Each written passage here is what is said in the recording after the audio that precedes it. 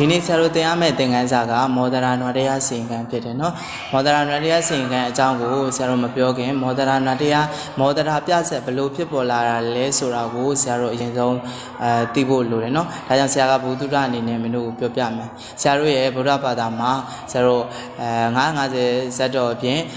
ဇတ်တော်ကြီး10ဘွဲလည်းရှိသေးတယ်ဇတ်တော်ကြီး10ဘွဲကဘာတွေလဲဆိုရင်တေဇာတုနေမဘူဆန္နာဝိဝေဆိုတဲ့ဇတ်ကြီး10ဘွဲအဲ့ဒီဇတ်ကြီး10ဘွဲကဆရာတို့ရဲ့ဂရမမြတ်စွာဘုရားရှင်လက်ထက်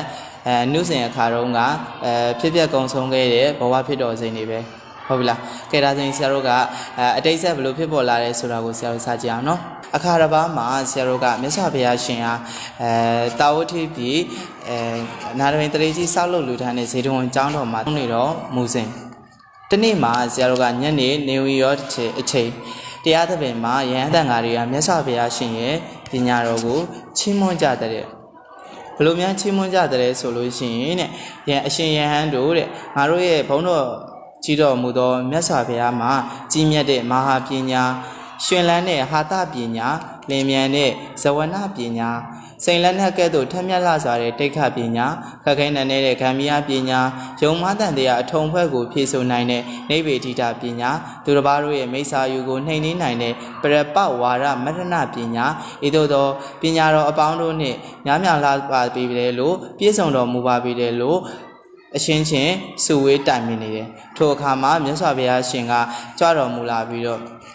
စေတယဟန်တို့သင်တို့သည်ငါဖျားကြွတော်မူလာခင်မိတို့သောတရားစကားတို့ဖြင့်စုဝေးတိုင်ပင်နေကြပါသနည်းလို့မိန့်ကြားတော်မူတဲ့အခါမှာဘုန်းတော်လုံးတရားကြီးတော်မူသောမြတ်စွာဘုရားဖျားတပည့်တော်တို့သည်မြတ်စွာဘုရားရှင်ရဲ့ပညာဉာဏ်တော်မျိုးပညာတော်ကိုချီးမွမ်းကြပါသည်ဖျားလို့ဆောက်ထားကြတယ်အဲ့ဒီအခါမှာမြတ်စွာဘုရားရှင်ကနေပြီးတော့စေတယဟန်တို့တဲ့ယခုအခါငါဖျားဟာတပိညုတဉာဏ်ရဲ့အထွတ်မြတ်ကိုရောက်ပြီးဖြစ်၍ပညာတော်ကိုချီးမွမ်းခြင်း၌အံ့ဖွယ်မဖြစ်လွန်သေးပါရှေးပါရမီမရင်သေးမီကာလဘဝကတပိညုတဉာဏ်ကိုရှာတော်ငါဖျားရဲ့အလောင်းတော်ဟာအလွန်ပညာရှိဖြစ်ဘူးသည်အလွန်ပညာရှိဖြစ်ခဲ့ဘူးသည်လို့မိန့်ကြားတော်မူပြီးတော့ယဟန်တော်တွေကနေပြီးတော့ဘုန်းတော်အလွန်တရားကြီးတော်မူသောအရှင်ဖျားဖျားတပည့်တော်တို့သည်အရှင်ဘုရားရဲ့ရှေ့ပါရမီမင်းသိမ့်မီကာလဘဝကပညာရှိတော်မူသောအဖြစ်ကိုသိကျင်လွန်လှပါသောကြောင့်မြတ်စွာဘုရားရှင်ဖွင့်လှစ်ဟောကြားတော်မူပါမှတတ္တဝါအပေါင်းတို့ချမ်းသာကြောင်းဖြစ်ပါမယ်လို့လျှောက်ထားတောင်းပန်ကြတဲ့အခါမြတ်စွာဘုရားရှင်ကနေပြီးတော့ဤအတိတ်ဇက်ကိုဆောင်၍မဟာမောဟတရာပန္တိတဇက်တော်ကြီးကိုဟောတော်မူတယ်။ကဲဝိဒါဆိုရင်ဆရာတို့ကအတိတ်ဇက်ကြောင်းကိုသိရပြီဆိုတော့ကြည့်အောင်ပြီးတော့မောဒရာနွားတရားစီရင်ခံကို20ရာစုနောက်ပိုင်းမှာဆရာမင်းသူဝန်ရေးဖွဲ့ခဲ့တယ်နော်ဇက်တော်ကြီးတစ်ခုလုံးကိုတော့မင်းဘူးဆရာတော့ဩဝဘာသာရေးဖွဲ့ခဲ့တယ်ဒီမှာမောဒရာဇက်တော်ကြီးတစ်ခုလုံးကြည့်မယ်ဆိုရင်မောဒရာဖွားတော်မူ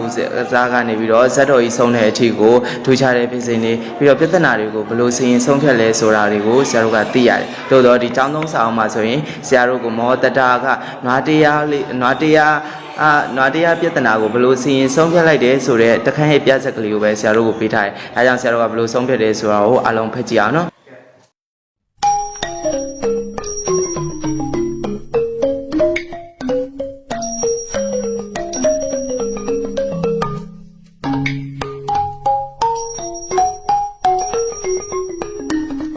တင်းဒီကရိုးများကိုပြည့်ပြီလား။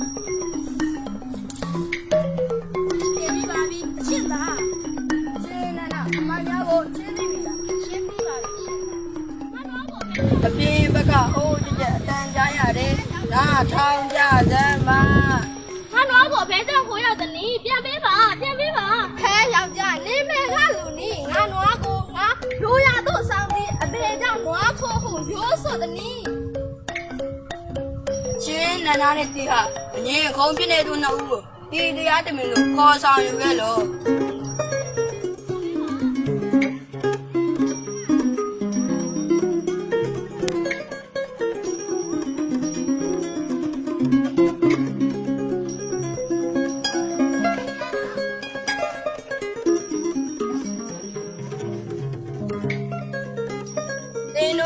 အဖေကြောင့်ညင်ကုန်ဖြစ်ကြတယ်အရှင်သာသလုံးကြီးဤတို့တရှင်ကိုရောက်ပဲရွာလဲတကြီးသူရခံမဝယ်ခဲ့၍အိမ်၌တညင်မြသာသိရသေးပါသည်ဒီနေ့နည်းနည်းထားကားပြီးလက်ကောင်းရနိုင်ချွတ်ကြောင်းရင်အရှိကောင်းရမှာအစလုံးအိတ်တော်နေစေဤတို့ ခိုးသွားပါသည်နိုးရဲ့ကြည်ညောလည်းရင်ခိုးယူသွားသူကိုမြင်၍လင်းစွာလိုက်နိုင်သောကြောင့်သာဤခိုးသူကိုခိုးရပါပစ္စည်းနှင့်အတူလက်ပူးလက်ချက်မိပါသည်အတလုံးစကားကိုအရှင်းနာမယုံပါလည်းရင်ရွာရောက်လိုက်သူသူရနှင့်အခြားရွာသားတည်များကိုစစ်မေးတော်မူပါ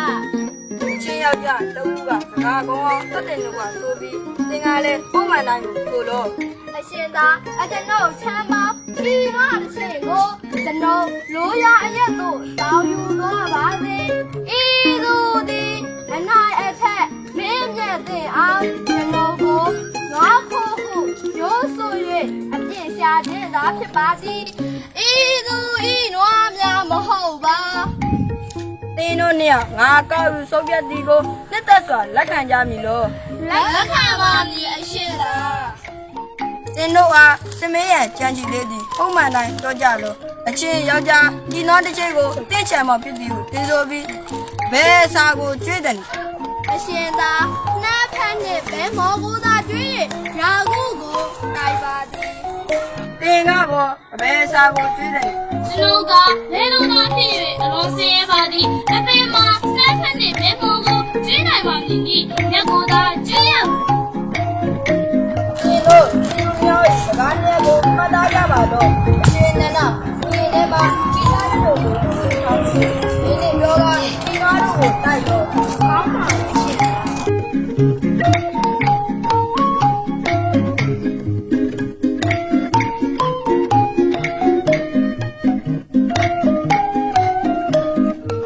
အတင်းတို့ဒီနာကျဲကိုကျွေးကြကုန်လို့နာမည်ဘဲမောတို့မပါရဖက်တာတွေပါတီကိုကျွေးကြကုန်အချင်းယောက်ျားတင်းတို့ကနောက်ကုန်းမို့တင်းစိုးတီတင်းနွားကနောက်ကုန်းပြကြောင်လူကုန်လည်းတွင်အထင်ချပြားကြည့်တယ်တင်းနွားကိုဟိုလောမဟုတ်လို့ အရှင်သာကျွန်တော်နွားကိုဟုတ်ပါ၏ အချင်းယောက်ျားအချင်းမူရောကြီးရွာကြီးနာအခြေတာမောတတာတီသူတစ်ပါးတို့၏နှိဝတ်တော်မူကိုရဲစွမ်းပြတင်ပြတတ်သည်ကိုတင်းမကြဘူးတလို့မဟုတ်မှန်တော့စကားကိုတင်းဘဲကြောင့်ပြောတယ်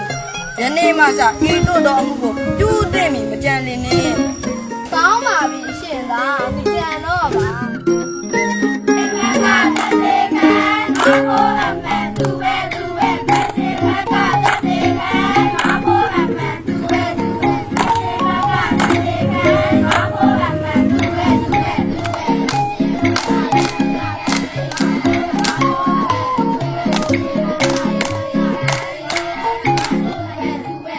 ဒါဆိုမောဒရာနွားတရားစင်ကန်အကြောင်းကိုဖတ်ပြီးသွားပြီဆိုတော့ဆရာတို့မောဒရာနွားတရားစင်ကန်မှာဘာတွေသိအောင်ဆရာပြောပါဦး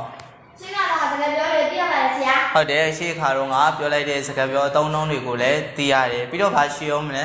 နောင်လို့ဘွားနေရဆရာကြီးများဒီမှာဘုံဖြောင်းနေရှိပုံနဲ့ခက်တဲ့စိတ်ကိုစိတ်လက်ရှိပုံလို့သိရတယ် ဟုတ်တယ်အလောင်းတော်ဘဝတော်အညံပညာမျောမင်းရှိ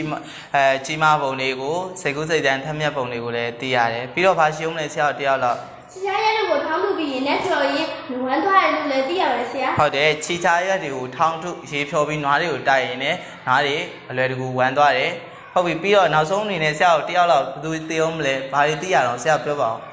ခုနှစ်နှစ်သားနဲ့ပြဿနာကိုဖြေရှင်းနိုင်တာကိုလည်းသိရပါတယ်ဆရာ ဟုတ်တယ်ခုနှစ်နှစ်သားနဲ့ပြဿနာကိုဖြေရှင်းလိုက်တာတကယ်ပရိုကြရနော်ဒါကြောင့်ဆရာတို့ကပြဆက်တဲ့မှာမောဒရာကနွားခိုးနဲ့နွားရှိနှစ်ဦးမှာဘယ်သူ့ကိုအရင်ဆုံးဆင်မေးလိုက်တာနွားနော်ပြီးလို့ရှိရင်ဆရာတို့ပစ္စည်းတက်တွေလူတက်တွေဆိုတဲ့အချက်ပေါ်မှာဘာကိုအခြေခံပြီးတော့